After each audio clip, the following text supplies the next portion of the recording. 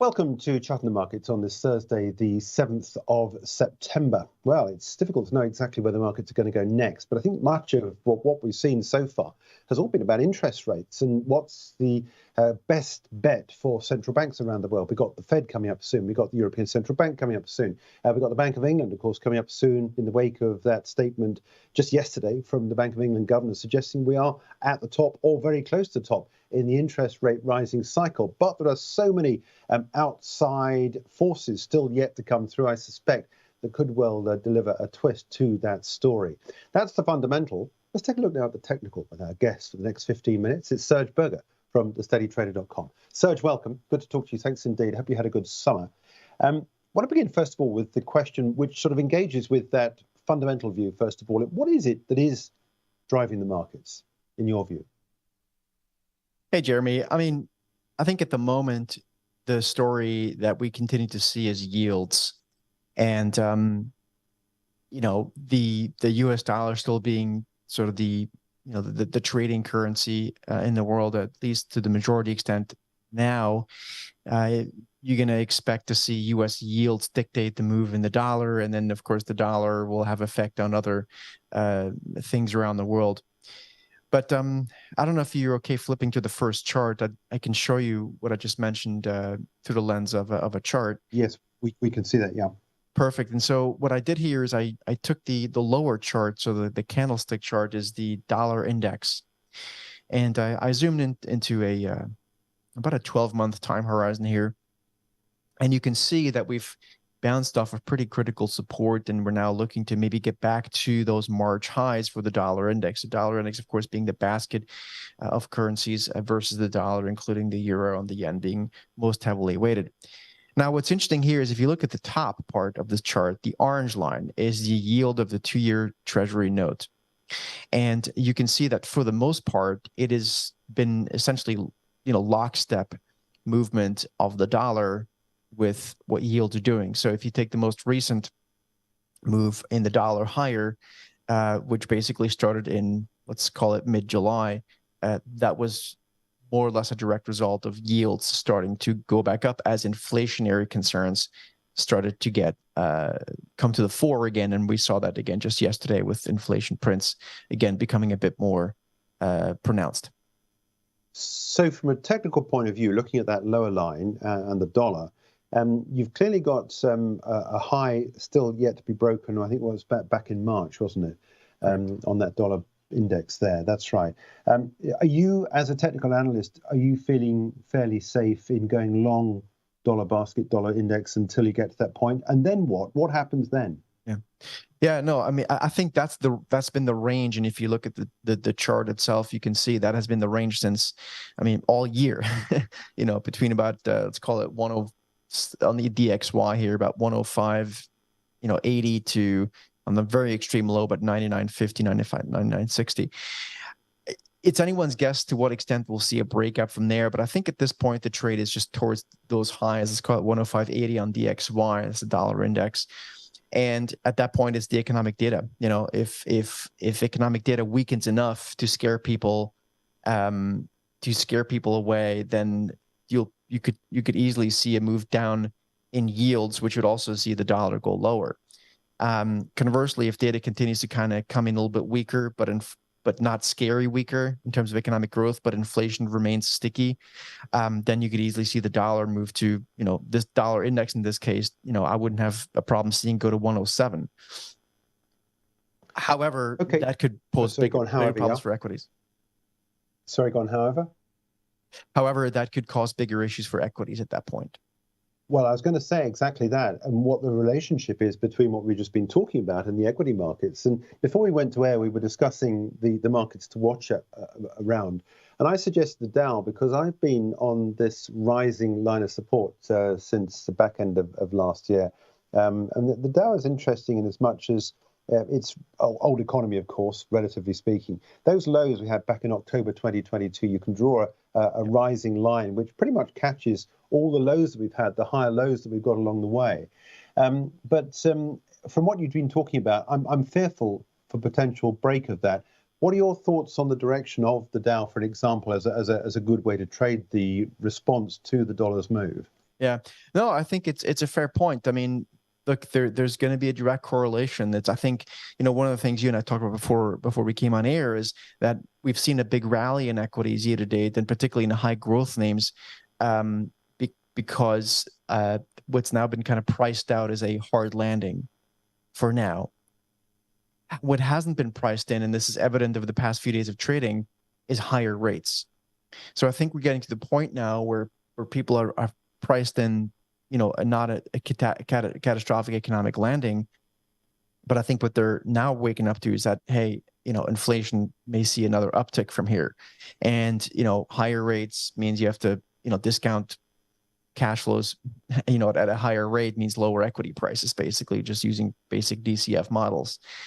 So I think that's an easy line to draw. And you could also, not to sidetrack too much, but you could also draw that line on the QQQ with the Nasdaq 100, right? The high growth names. We're not quite there yet, but it doesn't take more than a couple days, for that to break, and that may be more pertinent. Of course, another way of looking at this, Jeremy, not to get too convoluted. If you look at let's go back to the Dow real quick. The question then, of course, becomes, if you break that line, does that mean we then break below, let's say something like 200-day moving average, which more or less comes in at the same spot?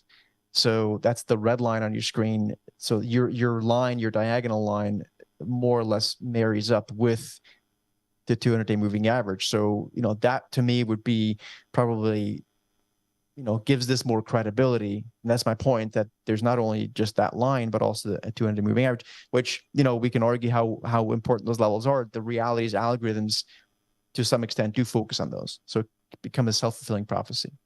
Yeah. Okay.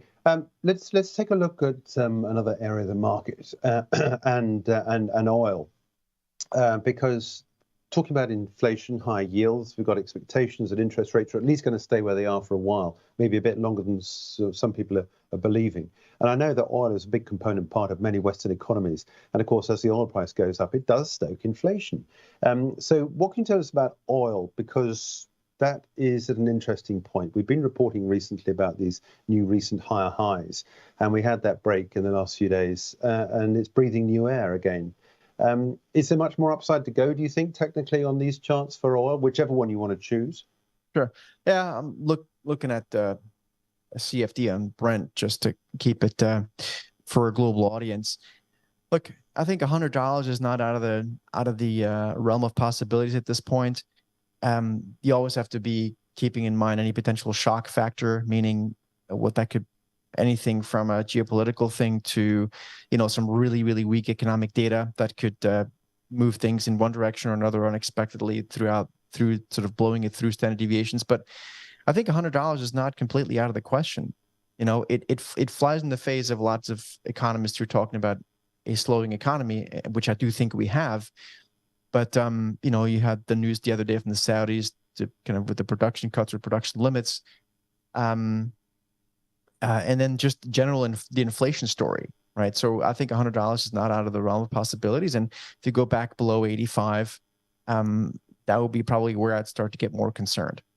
Yeah. So just going back then to the opening question about yields, what are yields telling us in terms of where we are in interest rate cycles? I mean, this is more of a fundamental question, but I know that you quite often comment and commentate on the economy. You've got federal funds rate between 5.25% and 5.5%.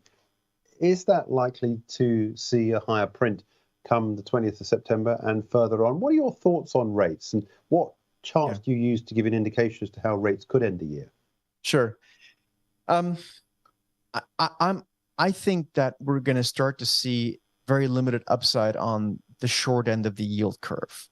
So, and I brought up the chart from before again, where we're now pegging the chart on oil at the bottom versus now again 2-year yields, just like we did before against the dollar. Again, you can see a direct positive correlation, right? Yields go up for the most part, and then the price of oil goes up. It's the inflation story. I tend to think that we're absent any major economic shock, and I think the odds of that are increasing, every week.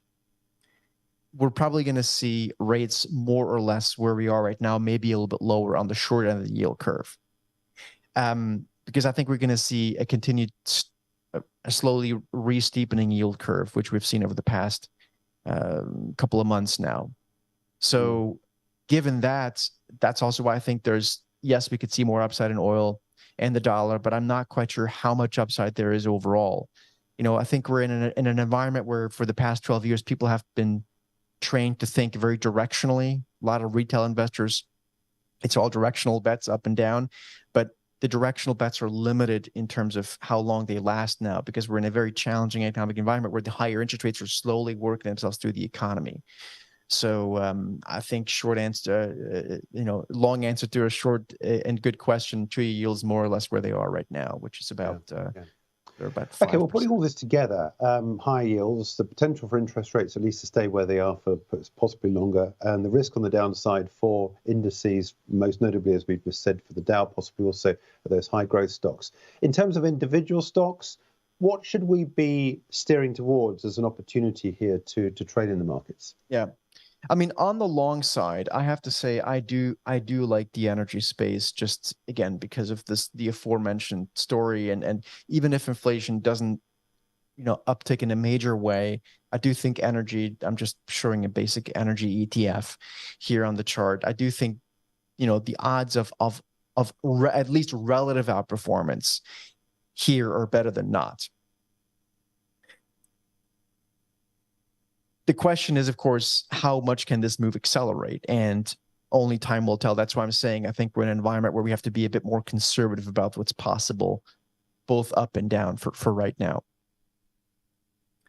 So that's kind of the major opportunity from a sector perspective for me right now. What about the discretionary spend sector? Us consumers, as we now know, under severe amount of pressure. Is there a special trade around discretionaries? I think I'm just pulling up the chart of Starbucks here. I think it's going to be difficult to imagine that the consumer will be buying more, $6, $7 lattes, whatever they cost, in London. I know they're not cheap either. When they come under more stress. And so to me, Starbucks here is a short. If you want to look at a chart pattern, I think we can see that maybe something similar is playing out now as to what played out in 2021 into 2022, which would be a head and shoulders topping pattern. So, I like to always look at the market through sort of a macro perspective first, and then we see how macro affects the fundamentals, and then we see if the charts marry up and give us a trade. This one seems to tick all the boxes. Doesn't mean I need to see Starbucks go back into $70, but I just have a hard time imagining people are going to buy more expensive coffee drinks when the economy slows and rates are slowly starting to bite. Yep. All sounds good. Cool. Well, I'll leave it there. But Serge, thanks indeed for joining us. It's been a pleasure catching up with you again. Thank you for your time. Likewise. That's Serge Berger from thesteadytrader.com in Zurich.